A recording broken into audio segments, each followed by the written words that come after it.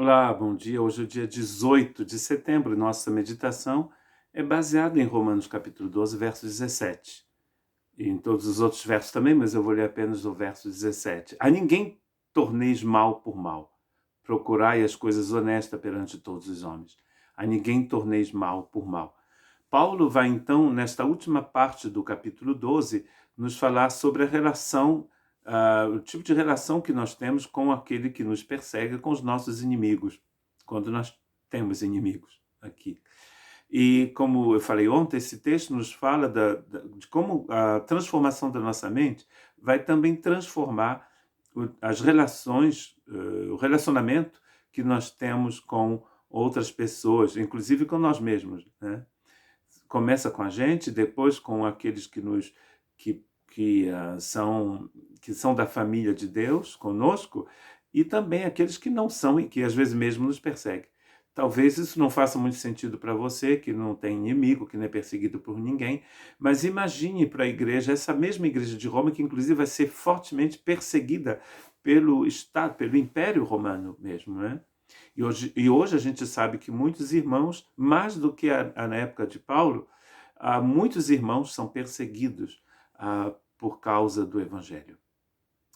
E no Oriente Médio, na África, muitos dos nossos irmãos estão pagando um preço muito alto. Como então que a gente se comporta diante dessas pessoas que nos fazem mal? Os imperativos aqui, o primeiro são na negativa e depois na positiva.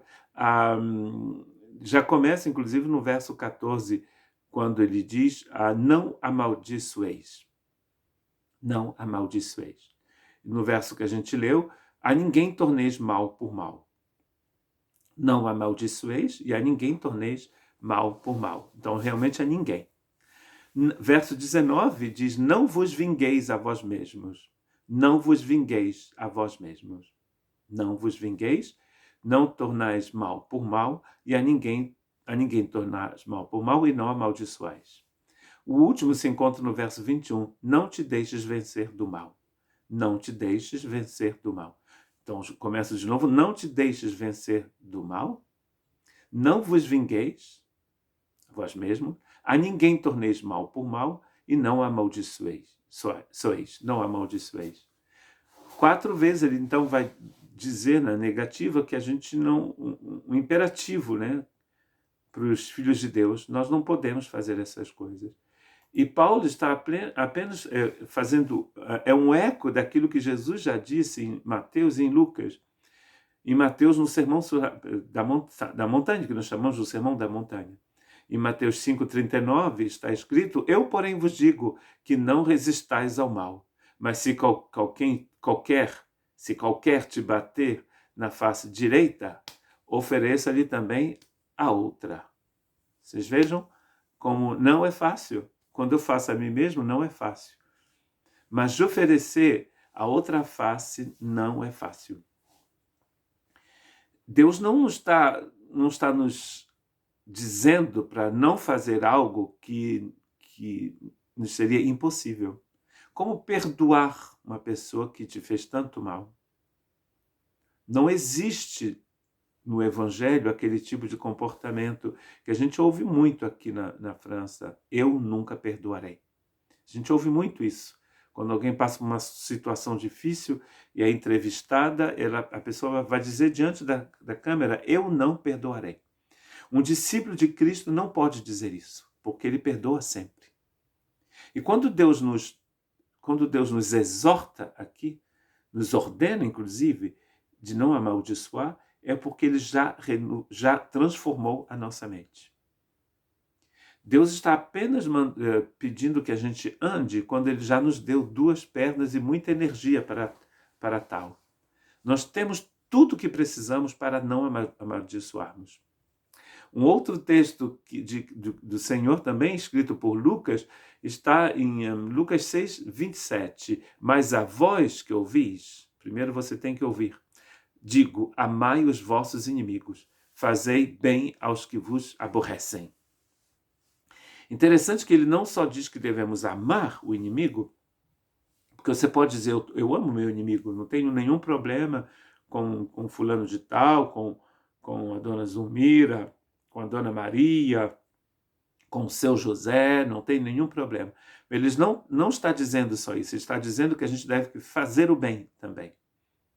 Ou seja, praticar ações boas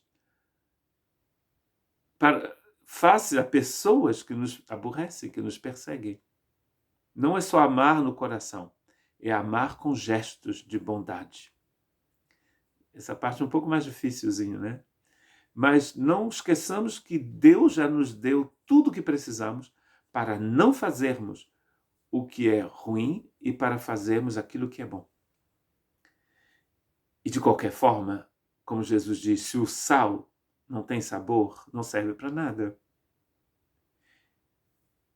E se eu não sou a luz do mundo, é porque eu sou ainda trevas. A luz do mundo que nós somos brilha nas trevas e faz o bem àquele que nos aborrecem. É um grande desafio. Um certo irmão já disse que a vida cristã é nadar contra a correnteza.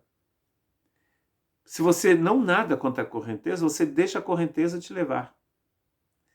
É o que geralmente uma grande parte das pessoas fazem. A gente é levado assim, não reage, não.